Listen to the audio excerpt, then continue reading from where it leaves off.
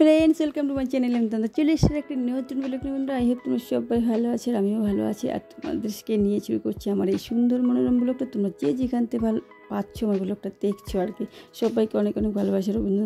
আর প্রথমেই বলে রাখি বন্ধুরা, আজকে তোমাদের একটা সারপ্রাইজ আছে, তার জন্য পুরো ভিডিওটা দেখতে হবে, না হলে সারপ্রাইজটা মিস করে যাবে। ওই জন্য পুরো ভিডিওটা দেখো আর সারপ্রাইজটা তোমাদেরকে দেখাবো। অবশ্যই ওই জন্য ফুল টাইম দেখো, তাহলেই তোমরা বুঝতে পারবে। আমি অনেক শুধু বলি, কিন্তু সেই দেখানোই হয় না। সেই সারপ্রাইজটা দেখানোর জন্য তোমাদের পুরো ভিডিওটা দেখতে হবে। তো বন্ধুরা, আজ যে আমি রুটি তৈরি করছি আজকে, এখন সকাল। আর দেখো বিছনা টিছনার অবস্থা আর কি, কারণ ঘুম থেকে উঠে পরে এখানে আজকে ওই ঘরটা বুক হয়ে গেছে, যে ঘরে পড়ায় আমার হাজব্যান্ড, সেই ঘর বুক হয়ে গেছে। তো এখানেই পড়ানো হয়েছে, তো আমি বিছনা তুলতে পারিনি। আর এই দেখো আমার মেয়ে কী আনন্দ পাচ্ছে, ওকে একটা বক্স কিনে দেওয়া হয়েছে, পেন্সিল বক্স। তো আমিও এতটা এক্সাইটেড, ও আমাকে চিৎকার করে করে, আমি তখন রুটি করছি, রুটি করতে করতে দেখো হাতে আমার আটা মাখানো আছে, মুখে আমার প্যাক লাগানো, সবই ওই অবস্থায় করছিলাম কাজগুলোতে। ওকেও সারপ্রাইজটা এতটা খুলতে পারছি না, তারপরে আবার ঢাকাঢাকি করাতে এইছি। দেখো কী মজা।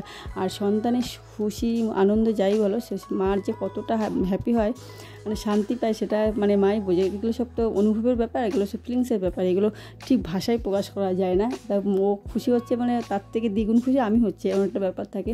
মার সন্তানের খুশি জন্য মা অনেক কিছুই করে, এটা তো সবাই জানো মোটামুটি। এখন যদিও মার একটু অর্থটাও অন্যরকম চেঞ্জ হয়ে গেছে, তখন তো ওকে ওই অবস্থায় আনন্দ করছে। এবার আমার এদিকে তরকারি তৈরি করা হয়ে গেছে, আলুর তরকারি করেছে, আর এই রুটি তৈরি করছি দেখো।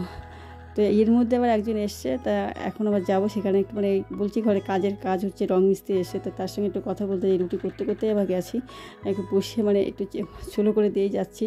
আর দেখো কত রুটি করে ঢেকে দিয়েছি। হ্যাঁ, তো কথা বলা হয়ে গেছে, এই যে সে আবার রুটি করছি। বুঝতেই পারছো, চাপটা অনেক বেশিই থাকে সবসময়। তো আজকে কী বলো তো, এই শুধুই রুটি করে স্যালাডটা খাই আমরা, একটু বললাম তো ডায়েটের মধ্যে আছি ওই জন্য। কিন্তু ওই বাবু মশাই আবার খেতে চায় না, বাবু মশাইয়ের জন্য আবার তরকারি না হলে খেতে চায় না। তো এই যে সাদা আলুর তরকারি। আর সত্যি কথা বলতে খেতে মেয়ে গিয়ে বসে চলে গেল, ও এখানে বসে খাবে, আর আমরা দুজন খাচ্ছে। মা এখন পুজো দেবে, মা এখন স্নান করছে ওই জন্য। আর মা সকাল টাইম খেতেও জানে, এটা একদম মা দুবেলায় খায়, সারাদিনে দুবেলা খায়। আমি যেমন 4 বেলা হলে ভালো হয়, তার জন্য একটু কন্ট্রোল করার ব্যবস্থা করছি। এতটা খাই একটা রোগ হয়ে গেছে, ভাবছি ওটা পরীক্ষা করেছি সামনের মাসে, এই গত মাসে বললাম শরীর খুব খারাপ ছিল, আর সেই জন্যই করেছিলাম। তা কোনো কিছুই না, কিছুই হয়নি এমনি। আর দেখো মনে হয় যে ফার্স্ট টাইম, জীবনের ফার্স্ট টাইম এই যে স্কুলে মেয়েকে পাঠিয়ে দিয়ে আজকে আমি বেড গোছাচ্ছি। আমি এর আগে কোনো দিন এরকম হয় না, ঘুম থেকে উঠে পড়ে ওইটা আগে ক্লাস করি, কিন্তু সময় চেঞ্জ হয়, তো সময়ের সাথে সাথে চেঞ্জ হয়। তো এইগুলো জীবনও অনেক চেঞ্জ হয়ে গেছে, অনেক পরিবর্তন হয়ে গেছে। তাই আমাকে একটা ছবি দেখে আগের দিন আমার বান্ধবী কালকে বলছে ওর মেয়ে বলছে, দেখ আন্টিকে তো খুব সুন্দর দেখতে, খুব সুন্দর দেখতে। আমি যে সুন্দরের কিছুই নেই এখন সুন্দরের সহ নেই সব। আমি তাই বাবার বাড়ি গেলে চেন বলে সবাই কী হয়েছিস, কী হয়েছে, এরকম চেহারা বলে সংসারের চাপ। আমি জানি না কি সংসার না কিসের চাপ, জানি না, কিছুটা চেহারা সৌন্দর্যের কিছুই নেই এখন। তো বলছে হ্যাঁ সেটাই থাকে মানুষের, এটাই থাকে নাকি, একরকম কোনোভাবে যায় না। আর সত্যি কথা, এই দেখো সেই সারপ্রাইজ চলে এসছে বন্ধুরা, সারপ্রাইজ এই দেখো। তোমাদের বলি না, আমার খুব একটা দাদাভাই আছে, দাদাভাইকে দেখ সবার সামনে আজকে নিয়ে আসলাম।